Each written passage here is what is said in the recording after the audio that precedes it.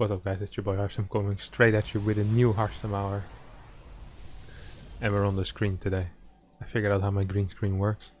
So this is the live from now on. We're going to be having a look at a series between Innovation and Trap played recently. And I think I've done one of these before on Trap's PvT.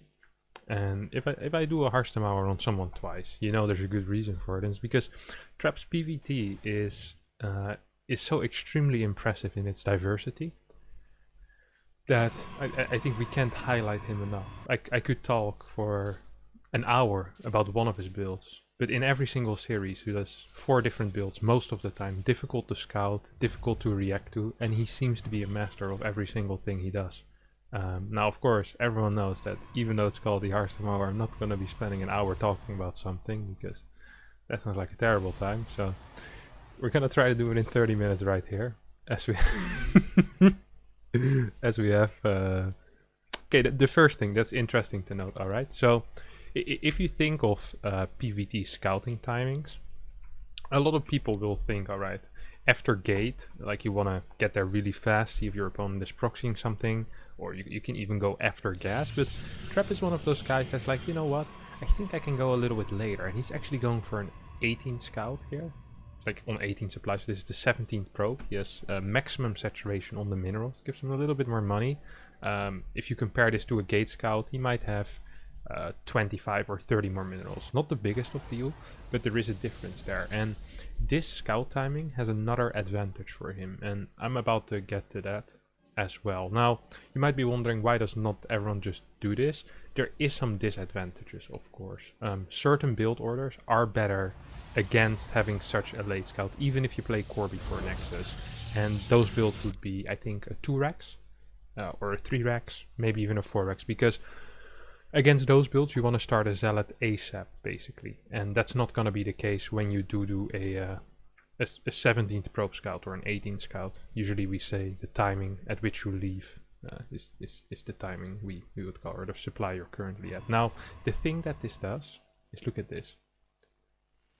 It arrives exactly at the time where Inno wants to start building his command center.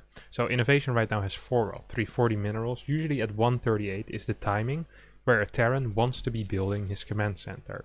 And a lot of the time, if they see a probe scout, they'll send down 2 SCVs. But this time, Innovation was like, well, there's no probe scout. Why should I waste money on sending a second SCV down if there's nothing there? And this allows Trap to block this natural for quite some time. I mean, there's 100 minerals were floating before that command center went down. So he really did delay it by 6-7 seconds. And because he's opening with core first, he has slightly more money. He might even get a slightly faster core than usual, even though that's mainly based on the gate timing, so that doesn't make much sense. He might be able to delay that command center for a little bit longer even. Now, one thing that we see Trap do a lot as well is that he'll go out, then go back in to try and punch the SCV a couple of times. Try to punch the SCV at the bunker, and then the timing of the Marine is about 218, and he tries to leave again. Another thing that this probe does, very often, the Terrans will return home with their Reaper to kill that worker. Now, I'm not quite sure if this is worth it for the Terran, if you look at it from the big perspective. So what this allows is that now Trap can immediately shade his Adept across the map. And he already delayed this command center. And he punched 2 SCVs at least once, meaning that this Adept will be able to 2-shot workers at this point. This is an issue for Innovation. His CC won't be finished by the time this Adept arrives, and on top of that his SCVs are gonna die real fast. Now, his bunker is gonna finish in time, so it should allow him to maybe save this SCV, but I'm still a little bit afraid for him. And here you see, well, you can't see because my settings are incorrect. Here you go. 65 out of 71. Now earlier I said he delayed it by about 6 seconds, right? You want the 138, it went down at 144. So that initial scout timing and that block now forces Innovation to send down another SCV. And even that one isn't going to be able to build it immediately. So once again, you're delaying a little bit. Maybe he's even going to get a kill on it. It's not. But he delayed this a fair amount. Got the mining time of this SCV. There's another SCV hiding. 2 SCVs are relatively low. both of these would get one-shot by an Adapt or even by an Oracle flying in, so he bruised them up for later as well. So all with all, not a lot has happened, but everything that has happened has pretty much gone according to plan here for Trap. And a lot of people don't... This was beautiful as well. I'm not sure if you can actually calculate this, but I feel like whenever this type of trade happens, Trap is always the one that comes out ahead. So he has extremely good knowledge of these early game little skirmishes, and he almost always seems to get ahead in the early game. And even though it's just small things, it's very uncomfortable for the Terran to get that later orbital, to get supply block at the start a little bit, to get some damage on these workers, and on top of that, really have no scouting whatsoever. I mean, he sees the robotics facility, and he sees Stalkers, so I guess he's gonna know most likely there's gonna be a Twilight here. He doesn't know if it's Blink, he doesn't know it's DT. He's kind of forced into a Raven, which will make this very, very pleasant for Trap to play over here, because if you're playing against a Raven, a lot of the time there's not going to be any real pressure. There's no mine drop, it's not Banshee. The Raven will come over eventually to try and drop some auto turrets, but Trap is really in firm control of this game, and he can easily move out across the map. Now, how he knows this, I have no clue. I think he might have studied innovation for this series and realized that he likes to play Raven if he sees a Robo in the wall or something like that, because this type of move out can be extremely dangerous if you're playing against a mine drop. Mine drops would hit at 440. I mean, if a mine drop hits at this point, I think as a Protoss player you're going to be in a little bit of trouble, honestly. You're just going to lose a lot of mine. And there's 2 Stalkers at home. He's building a Dark Shrine, which is interesting. We'll get to that soon. But I'm not entirely sure what the tell here is for him to be able to move out. Perhaps he just wanted to abuse this ridge, which is something we don't see a lot. And this is another thing that I said before, is really the not diverse, but really the control or the knowledge that Trap has about this matchup is truly insane. Like the amount of build orders he has, but also just the execution of those build orders and tricks. He has so many little tricks. He's like a one-trick pony, but with 10 tricks, and he knows all of them very well, which, like, he has the control of someone that is a one-trick pony. You know, I'm the type of guy that likes to do one build again and again, and I think I have good control of that build. And with Trap, it feels like no matter what tools you give to him, like, he's gonna juggle, you know? I can only juggle with balls. There he is with chainsaws. Bop, bop, bop. You give him knife. Bop, bop, bop. Like he can do anything, and this is the type of move together with that. This isn't game changing for SCVs. You know, that early game wasn't game changing, but all of these things together. Oi lads. All these things together, they're gonna be game changing in the end, right? Like if you add up lots of small little wins that Trap is getting over time, like he's building up a lead that a lot of people don't get, and then with his massive diversity in build orders, it's really hard for Terran to come back kind of hard countering, because Trap can really play anything. I mean, this is not a build order, and I'm not saying that it's bad or that it's not gonna work. I'm saying that this is something that you see like once every 3 months in a single game, you know, and then everyone forgets it exists. Like, this is not common at all. You don't see Blink into Robo Bay with a Dark Shrine at the same time. Very often you see a DT drop into Blink into Robo Bay, but almost never do you see Blink into Dark Shrine. It's just really, really uncommon. And the Raven is great against the Dark Shrine, but the Raven is not that useful against the Dark Shrine if it's on the other map planting turrets in the opponent's base, or at least attempting to plant turrets in the opponent's base. So it's this is the thing with Trap, is that he has a lot of tricks, he has very good control of all the builds that he has, and then he has a crap ton of builds. He is a very creative player. It's an absolute hell to play against him. He's aggressive, which means Terran almost always ends up being on the defensive against him, and reacting to someone who has 25 different builds is just extremely difficult, especially with the control that Trap has of it. So here come the DTs at a relatively odd timing. Like, there's a couple of units here. I mean, he has one mule ready, or one scan potentially. I mean, he can just pick up these DTs as well. Yeah, there we go. There's nothing at home. 10 workers just go down for free. And at this point, what Trap, really all Trap needs to do is not die. And this is the one point of criticism that I have for Trap, and is that he, a lot of the time, even though he's very good at controlling the build orders and executing how they want to, sometimes I feel like the build orders aren't quite brilliant in that they don't seem tight, or they don't seem to anticipate rather logical moves. So in this case, you know there's going to be a timing at 640 once you scout 3 racks. I guess he might have expected a triple CC, and that's why he did this, but he doesn't really have enough units in position to deal with the army that is on his doorstep right now.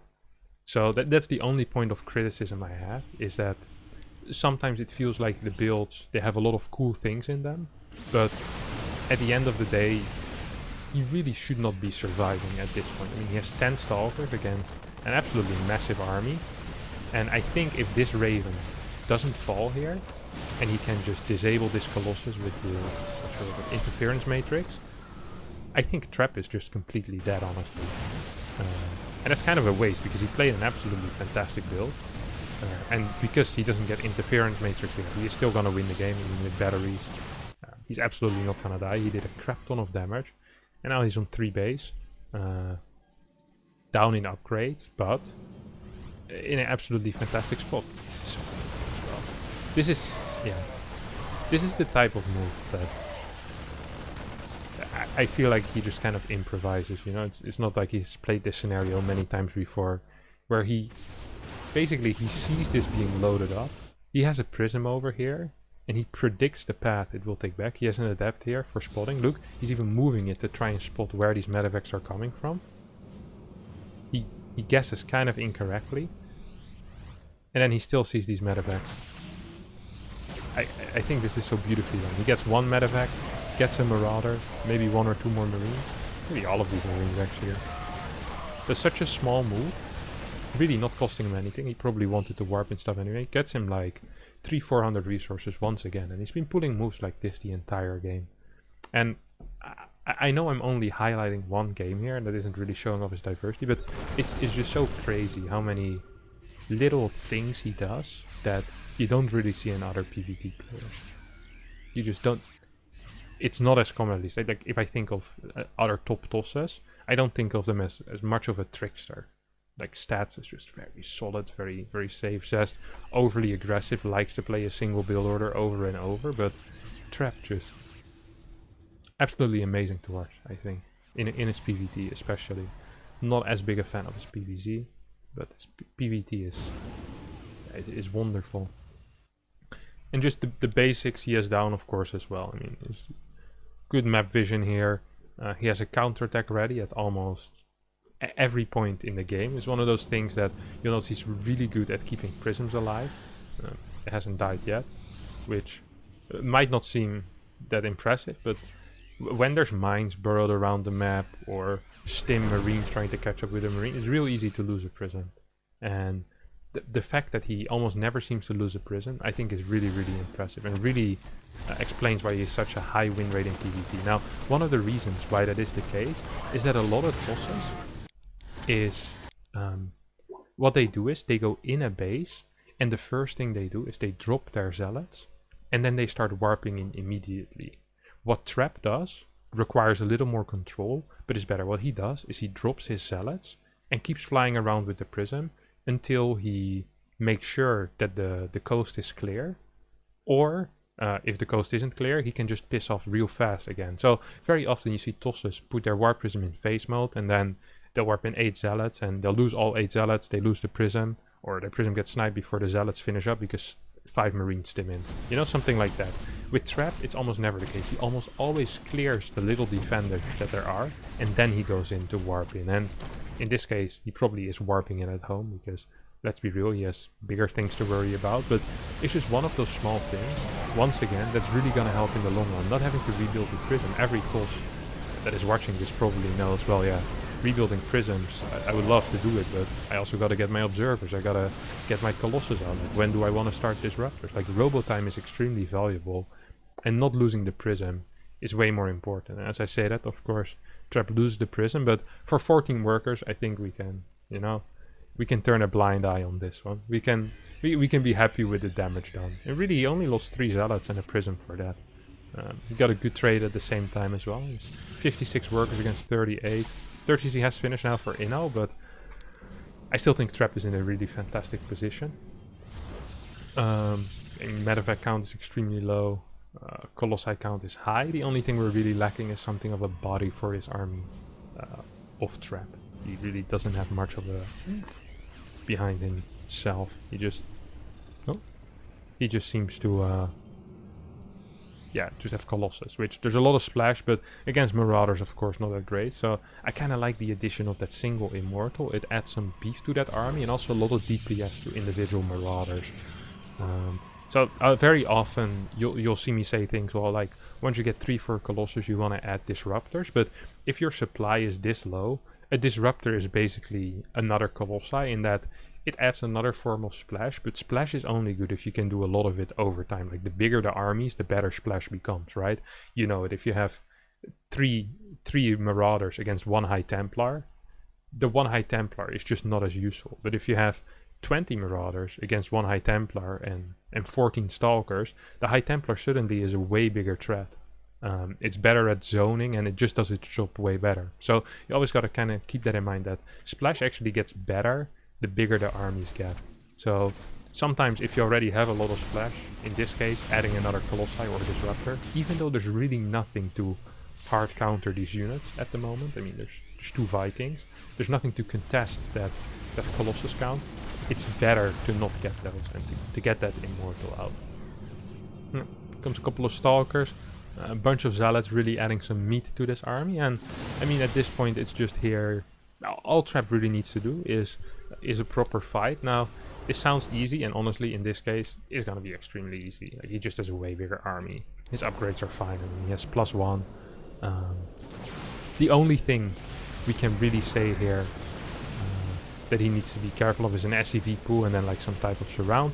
You saw how it's still interesting to watch, of course. So a lot of the time with lesser Protoss players, what they'll do is when they have Zealots, and they'll just kind of move in, like they A move because like, well, I have charge, I want to be the one attacking, right? But we see Trap first, the main thing for him is maximizing the amount of splash he can do on light units,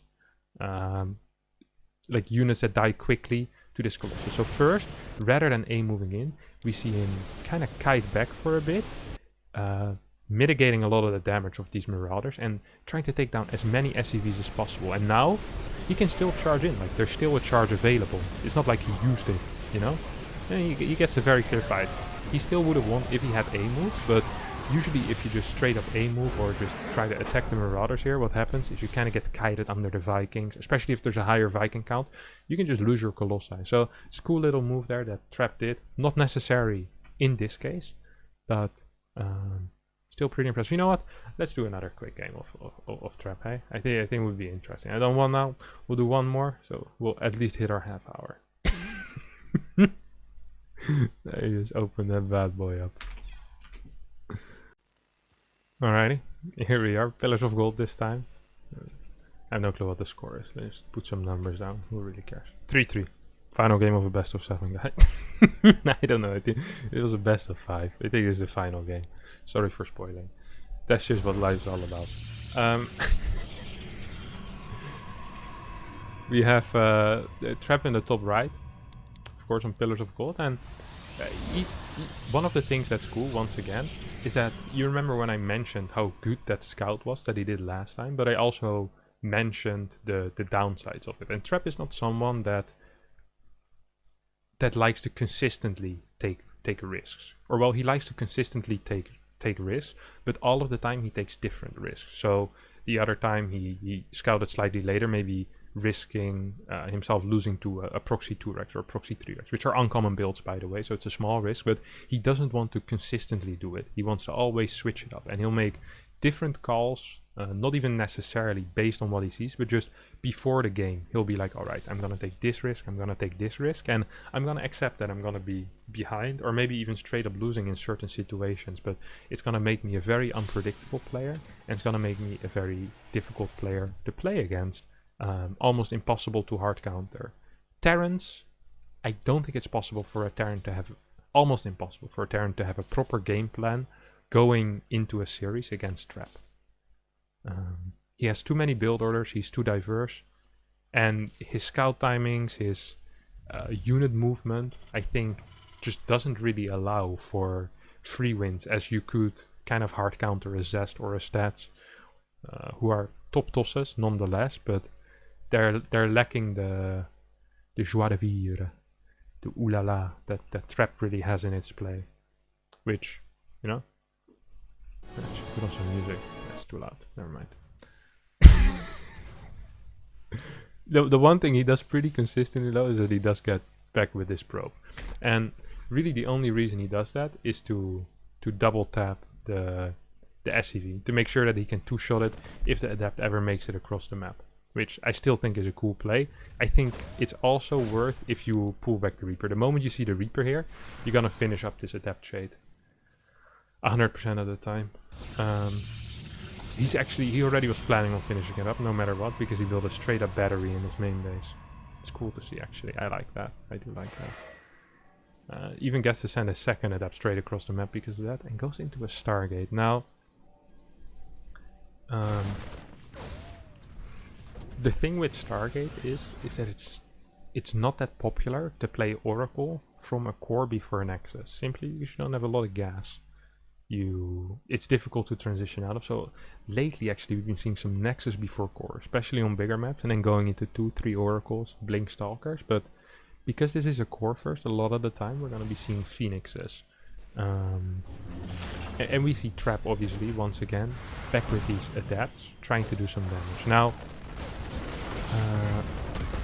as said before, he almost always gets damage done. It's just really, it seems to be part of his build order, his DNA in some reason. So if you look at this, well, that took a very long time, oh my god.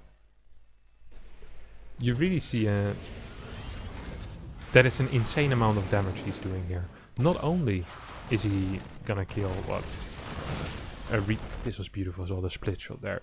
He's gonna kill a Reaper, a Marine here, and 2 SCVs. He's also gonna be denying mining for a bit. Ideally, the mule that is in the main base right now should have been mining from the natural, but not possible. So he's killing mining time, he's getting SCVs down, and he's killed the Reaper once again. Now you could say, well, that's sloppy by Innovation, but I think Innovation is some of the best Reaper control in the world. If he loses his Reaper twice in a row, at first when I looked at Trap, you kind of, I know this is a common like reaction to things where you go like, well, this never happens in my games. Or like you'll see the guy make a gigantic error, you know? And it's like, well, this never happens in my games. I never get the feedback off on the Viper. I never get these beautiful storms. But Trap so consistently gets lucky in that way that to call it luck would be almost criminal. Like it's not possible for a guy to literally always do damage with his first 2 Adepts, no matter the opponent, no matter the situation. So he's doing things that other guys are not, and it's in the movements, it's in the little details really with him. So he tried to hide his Phoenixes, which he could, because he has map control. He had full vision of what was happening, and here we see basically the diversity, or the build diversity of Trap paying off. So he showed double Adept, which he shows a lot. He plays double Adept a lot going into every single opener. And he played Phoenix behind it. Because of his constant pressure, Innovation, up until this point, had no clue. He just had no clue. This might have even been able to be denied, and he never would have had a clue. In that case, Trap can just stay at home, probably kill this medevac as it comes in. But even now, against Phoenixes, the one thing you don't want is a medevac with mines. You want a Cyclone, you want a Viking, maybe even a second Cyclone.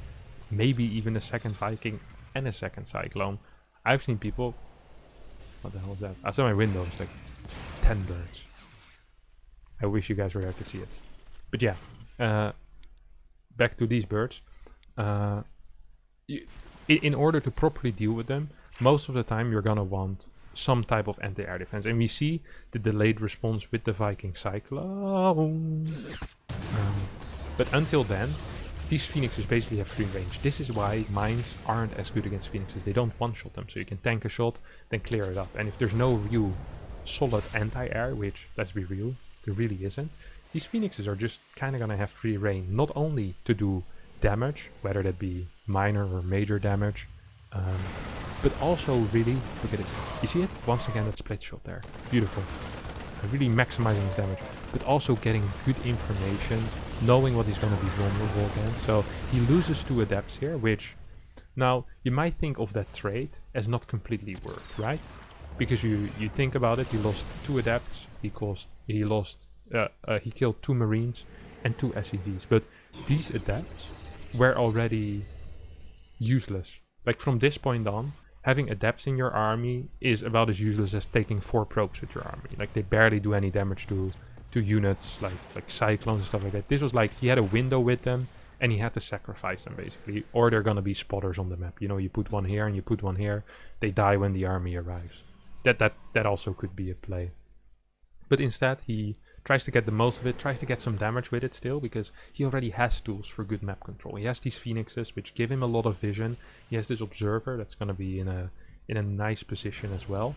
A couple of gateways going down. We see Trap going into that Colossus as well, and he built an Immortal just for safety, because he saw a bunch of factory and starport units being produced. He was like, you know what, I don't want to die. I feel like I have a good control of this game. Let's try to not die for once in our life and go straight into that Immortal at first. And once again, well, that was actually absolutely terrible. You just lost two Phoenixes to damage a medevac. If this was in a guess the rank, then I'm not sure what I would have guessed, but that was not a good play. Oh. Gets a big bop on one of these Phoenixes again, so he loses a couple of Phoenixes. You know, we can forgive the man. He's still legendary, my friends. I'm not sure about this move out either, but it's interesting. Now, this game, actually something that happens in this game is really interesting, and it's something you very rarely see, and you need extremely good game knowledge for this, because it's such a counterintuitive thing to do. So we're gonna see Trap move out. I don't want to say at an anti-timing, because there is some timing, but while researching 2 major upgrades. So right now we see him getting his +1 in charge, and if you look at this game and you were to make a prediction, a lot of the time we see people wait for that +1 in charge before they push out. But Trap, he realized something here. Now, what he realized is that innovation completely skipped tanks. The moment there are no tanks in an army, Colossi range trumps everything. There is nothing that innovation can build at the moment that is gonna fight the Colossus effectively. You could say, well, what if he gets 2 to 4 Vikings? This would be fine if there were no Phoenixes, because you can't really easily chase down Colossi if there's Phoenixes shooting at your Vikings, right? That's just not possible. So right now, Trap is going to be using an advantage that is very specific to this situation, where he scouts, hey wait, there's no tanks. I think if I warp in a bunch of sentries, you see they're gathering some energy already, but it's really just a response. He probably was only going to get 1 or 2 sentries, then he realized it and warped in these 2 sentries extra. He has the Immortal still from the early game, which at that time was just a safety insurance, but now actually is going to see some real use here. And there's nothing really for innovation to defend. I mean, he has what, 2 Vikings? That's not enough to deal with this. There's 3 Phoenixes still, there's a couple of Stalkers which can fire as well. And really at what feels like an anti-timing with these upgrades still going up, him just now saturating his gases, adding 2 extra gateways. Like, this is a lot of money that is just in the bank, but he recognizes the timing. And I'll tell you that if there were tanks out, he wouldn't have gone. And I think the moment more than 4 Vikings pop out, Trap knows, okay, it's time for me to go back home. So he does his damage, and then he does not overcommit after. So you could say, well, innovation is a trait, why doesn't he just stay here, keep warping the unit? That's possible, but now he's like, okay, I think my timing might actually be over, and he might want to clear some mine, get some map control, but I wouldn't mind if he just goes back and then gets these upgrades and goes again with another timing where he kind of sets up for another timing, you know, with perhaps some Archons. I guess maybe you want to even get one more upgrade, but you could kind of hit another you know, not necessarily an upgrade timing, but something like 2 Archons. Now, there's another thing here that Trap does that I think is really cool. So he knows he just did a lot of damage, and he's preparing for a counterattack right now. So he sees this army move out, and he's like, okay, the moment this army move out, what I want to do is I want to put you in an all-in situation. So he sends 5 zealots around, immediately basically, and he makes 3 batteries at the 3rd base, which is going to be the main area he wants to defend in case of a counterattack. Now, the reason why I love this so much is because it's not really necessary at the moment, right? He has good upgrades, but it really, in his mind, is one of the only ways he can lose. He's about to go into double robo. These zealots do get spotted by the Cyclone, which sucks, but he can just send them away. He has good vision with this Observer, and this really is the use of vision as well, so you know when to send these bad boys in. Now, his one run-by gets spotted, and he's like, well, that sucks for that run-by. Guess what? I'm gonna be sending units towards the left side of the map, and I'm just gonna reposition these zealots in a corner, and hopefully be able to still counterattack. I guess a little bit lucky with his movement here, perhaps. He does get spotted in the end.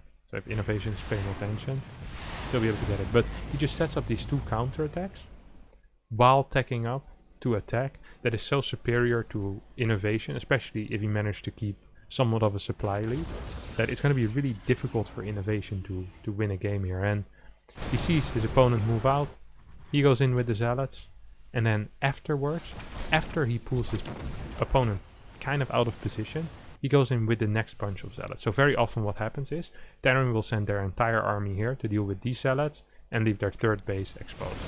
Now, this is not great, and I think he should have sent these guys back.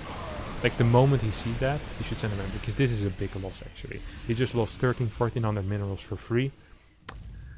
That's not quite what you want. On the other hand, 3 disruptors are out, so not only did he try to do damage and did he set up a counterattack, he also managed to bridge the gap to the next type of splash that he wanted, in this case, the disruptors. And once you get 4 to 5 disruptors, straight up fights for Terran become very difficult, and they're gonna need to start either multitasking, or they're gonna need to start using liberators in large numbers. And Trap might even start looking for fights here. Now, the way you want to fight with Disruptor is you want a fight to last as long as possible without taking real damage. Because Disruptors don't have energy, which means the longer the game goes, the more balls you get to throw, and it's practically free damage in a way. It's like a free unit, similar to how the Swarm Host works. Swarm Host ideally would be fighting for 10 minutes long, over and over and over, without the Swarm Host getting touched. So the best way to do that often is for the Protoss to be on the Terran side of the map. The moment you're on the Terran side of the map, well, you can kite all the way back to one of your bases. But the moment the Terran has an objective to kill, so imagine the Terran is over here, you're defending here, you need to throw your disruptor balls, and you can't kite back and then throw another couple here. You'll lose your base. So there's an objective for the Terran here. If you're fighting over here, the objective for the Terran is to get to your base, but by the time you arrive at your base, you might have thrown 3 or 4 charges of all your disruptor balls. Well, maybe more like 2 or 3, but you get my point. You get way more value out of your disruptors because the fight simply lasts longer. You can control chokes, you can control ramps, you can control high grounds, for example over here, and you can recharge. So it's a lot more difficult for Terran to win fights when they're being defensive. Disruptors actually are stronger in offense than they are in defense because of that. And Trap, what he wanted to do and what he did with this Zealot run-by is to make sure that innovation stays home, but make sure that these Zealots also stay alive. And then, now what he's going to do is he's gonna want innovation to make sloppy mistakes with his army by sending in these Zealots. So the moment you send in Zealot run-bys, you basically give the Terran 2 options. Either you split your army, or you have to kill this army really fast. And what Trap is gonna do is he's basically gonna force innovation to kill this army really fast, This is a bit unfortunate. I still like this one, but also gets kind of caught. But innovation is still gonna feel a bit bad. Like if he loses a bunch of workers here, if this one would have gone in, that actually would have been a really big deal, because then I think my case makes a lot more sense. But you see the idea of Trap here. Like he was running back, he was gonna zone him with disruptor balls and then kite him all the way back to the base. So he's gonna try that same exact plan another time. And this time most likely even gonna put a little more pressure onto this forward facing ball at the same time, which I really like. But here's the zealots. I would love for him to just send in the zealots. This was such a big play. The one zealot over here just spotting, making sure that the army isn't going to be here. And he sees the army, he's like, okay, that's interesting. And now it's actually a little bit scary here for Trap, because this is exactly the scenario he didn't want. So what he's going to do, he's going to try to control an area and really push his opponent into all in, or force him to go back. And as we see, this zealot run by, completely forcing innovation back. Observer once again, like I'm not sure how many observers that, 2 observers have died, so this is the 3rd observer that got over here. Is gonna spot this move back, recall on the zealots, and we see that aggressive position that Trap wanted. So now the moment these disruptors come into action, they're gonna have that advantage of being able to kite back. Zealots, of course, after a recall, can either try to defend the base or go for another run by. And now you're basically, as I like to refer to it, playing dodgeball, but only one guy has the balls. It's a very difficult game in that case. I'm sure you guys ever played dodgeball, but without balls it's a rough one. So yeah, this is basically the beauty of Trap PvPs. His early game is insane. I think it's the best thing of his play. He has very good knowledge of the mid game. He's good at knowing when to run by, when to counter, and I think he always kind of stays in this mid to late game transition. Never truly gets out of it. Maybe goes into blink DP after this, but doesn't really want to be playing or stuff like that. Very high pressure, lots of aggression, lots of run bys, lots of counter attacks. Fantastic prison play and quick expanding of usually low gas economies. And this is, yeah, I don't know. I absolutely love the playstyle. I think he's extremely good at what he does. And I think a lot of the concepts that he uses can be used as well in any type level of play, where he really looks at an army and thinks, okay, how do I want to fight, and what is the best way I can really use my opponent here. Not only his economy, but also really the army that he has. And I think he does an absolutely fantastic job at that. Even though a lot of the things he does don't seem that special, and a lot of the things seem like dirty tricks. Like this guy has so many dirty tricks, like he honestly could have written the Kama Sutra. It's insane. OEW. Truck wins. Sick. Alright. I hope you guys found that useful. We actually almost made 40 minutes. It's one of the longer Harstem hours. But yeah, I hope you guys liked that. If you did, don't forget to subscribe to my YouTube channel. Protoss logo is behind me. Don't forget to hit the like button. It helps me a lot as well. Thanks everyone for watching, and hopefully see you all next time. Bye bye.